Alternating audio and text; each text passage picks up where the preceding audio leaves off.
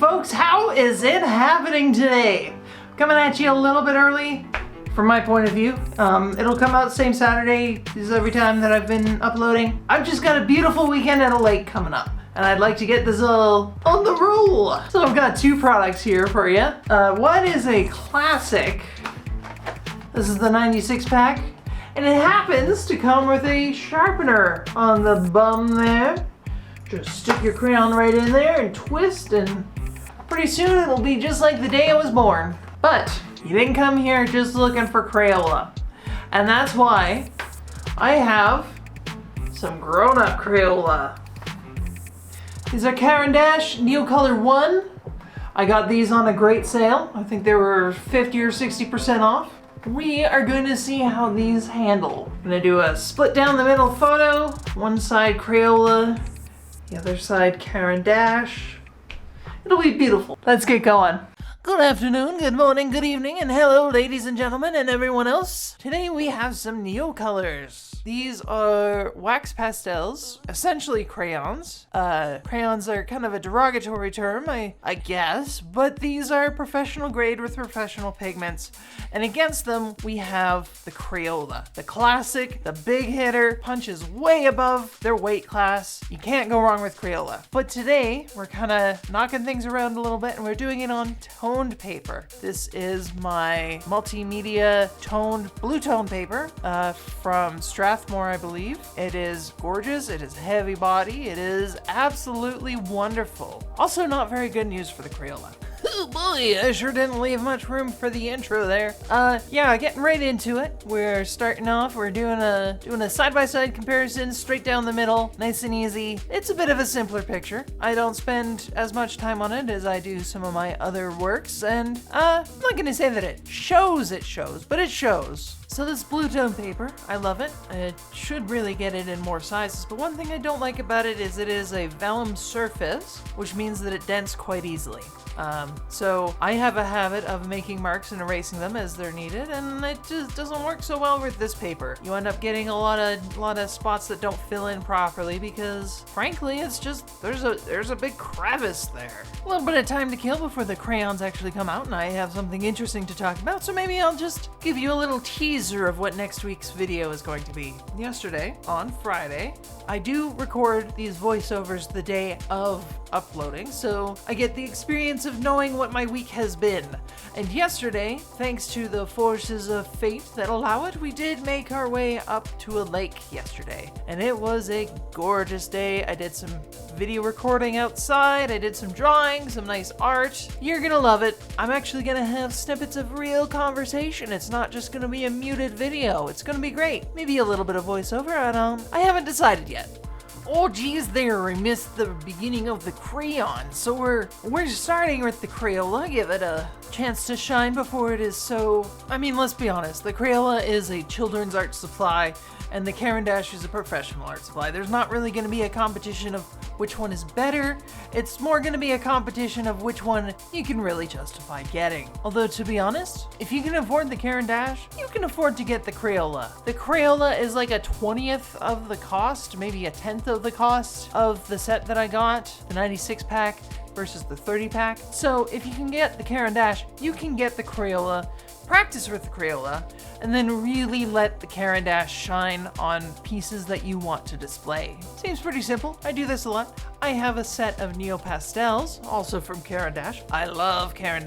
And I also have a set of Mungio Gallery. I usually use the Mungio Gallery unless I really want the piece to shine, in which case I use the Neo Pastels. But you can see without any obvious comparison, if you're just using the Crayola, it looks fine on the toned paper. It's a little transparent. The darkness of the paper does show through a little bit. You'd probably be better served by using white paper, but toned paper isn't gonna kill you, and it makes the whites pop just a little bit more. Now, one negative that I will say for Crayola is that they're designed for tiny hands, and the crayon is not necessarily the most comfortable to hold in a big, meaty adult paw. The counterpoint to that would be that Sennelier sells half pastels and no one thinks that they're psychotic.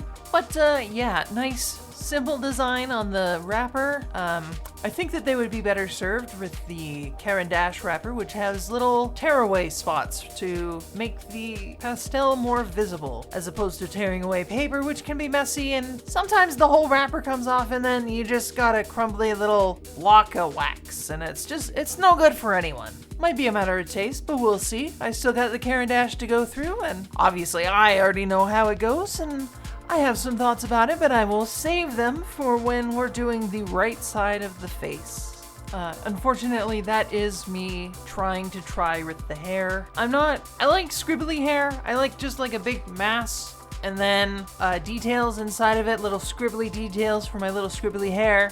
It's a matter of personal taste. I could probably try to do, I don't know, like professional looking hair, but I think I like it the way I do it. Maybe that'll be a topic for a video later. Try to draw hair. Top 10 reasons to not suck at follicles. Number 10 will make you poop yourself. Here comes the boy. Hello, boy. Yes, folks, here it is, the moment you've all been waiting for, the extremely expensive adult crayons. Coming in at an MSRP of $110 for 30 frickin' crayons, this is not your baby's crayon, no siree. This is gonna knock your socks off, and you might end up having to sell them to make payments on this fine piece of art supplies themselves. Of course, you can see these crayons are made for adult hands, about 1.5 centimeters longer than the Crayola. I don't know if necessarily that is worth the cost of them. We'll have to see in terms of supply, and we'll have to see in terms of demand. Speaking of demand, these are Neocolor ones. They are not water soluble, so I'm not gonna have the same problem of not utilizing half of the function of this art supply as opposed to last week's art supply. Yes, there are water soluble crayons. Those are the Neocolor 2s. I suppose you could say the demand supplied a reformulation. I don't know where I'm going with that. What I do know is that the art supply stores in my area obviously consider the Neocolor 2 superior in every functionable way, and it is extremely hard to get the Neocolor ones open source. So as this set winds down, I may have to replace the colors that it has with the Neocolor 2s, and eventually I will only have a Neocolor 2 set. Not necessarily the worst thing, but varnishing might be a problem. In fact, I'm pretty sure at my paint store we only have the 10 count set of Neocolor ones. Pretty much by accident, I would think, because we have no open stock Neocolor ones. We have no 15, 30, 40, whatever you have sets of Neocolor ones. Just the 10. And it's still $40. So, you know, not the best price, but it's pretty typical for what you might find in an art store. These prices are Canadian, by the way. I don't know if I've mentioned that throughout this video, but every price mentioned is Canadian because I am a Canadian. Yes, that northern tundra of socialized medicine and hockey and maple syrup.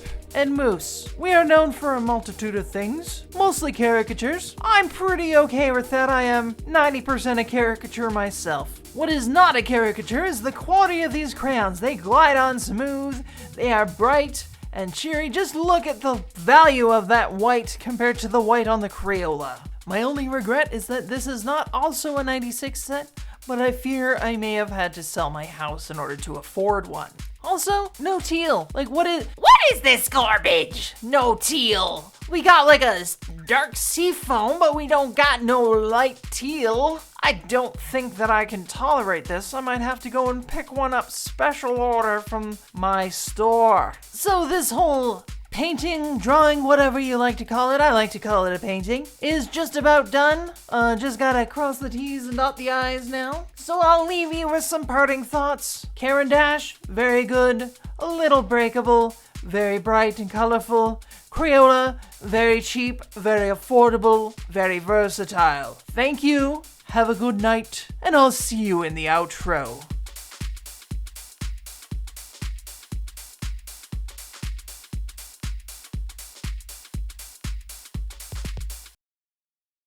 There you have it. I felt that this was pretty definitive. I very much like how well Crayola handled itself, but it is a kid's art supply, and you can't expect it to go toe-to-toe with something like Caran.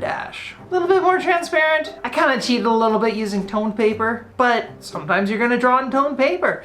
And you know what it looks like on white paper. Just look at any kid's drawing, it's gonna look like that. Actually no, it'll look exactly like that. I am very good at replicating children's drawings. So Caran d'Ache, if you have the money, go for the Caran d'Ache. If you don't, you're going to be served just fine. I think this box of 96 was like $10, I think.